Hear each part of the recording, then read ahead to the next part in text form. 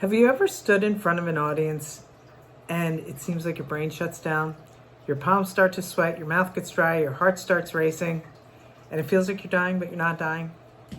My name is Celeste. I'm a certified brain coach, a stand-up comedian, and a writer, and today I'm going to tell you the neuroscience behind stage fright and offer some tips to help you overcome that. Maybe later, out in the alley. I don't know. Stage fright isn't a flaw. It's actually our brain responding to what feels like a survival situation. There's a little part of our brain called the amygdala that is the center for fear and aggression, and it's also where the fight, flight, or freeze response comes in.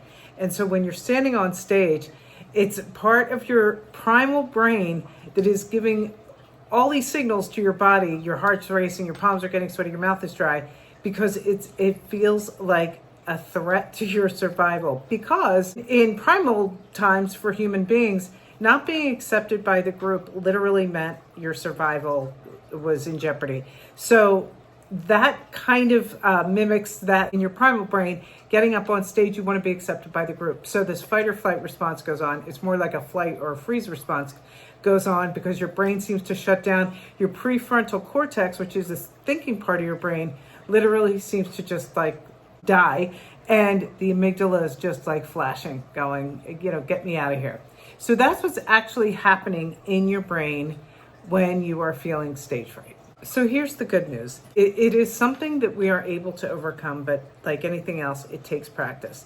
The first thing you can do, say you're ready to go on stage and you're having that fight, flight response, that nervous, horrible feeling, that panic feeling.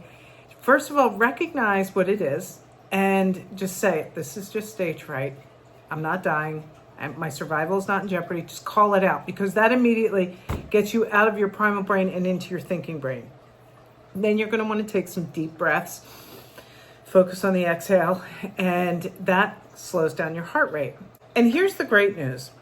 Once you know what's happening in your brain, like your amygdala is freaking out, you can actually get some objectivity and go, okay, I know that my brain is just freaking out right now because I'm super nervous, but this is something I have the ability to do. I have practiced this speech or whatever it may be.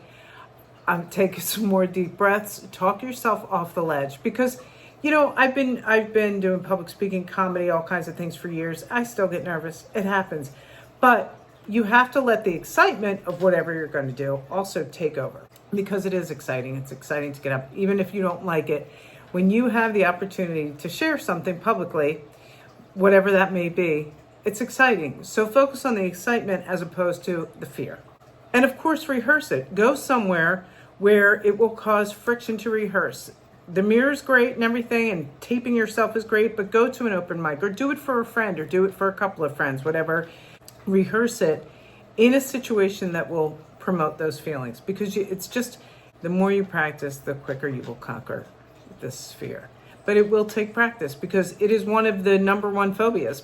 Speaking in public, for some reason, is one of the biggest phobias that humans have. So next time you need to speak in public, recognize the fear, take some deep breaths, know what's happening in your brain. That little amygdala is just freaking out because your survival feels threatened, and you know rationally, using your thinking part of your brain, that your survival is not threatened. And then go on stage and have a great time.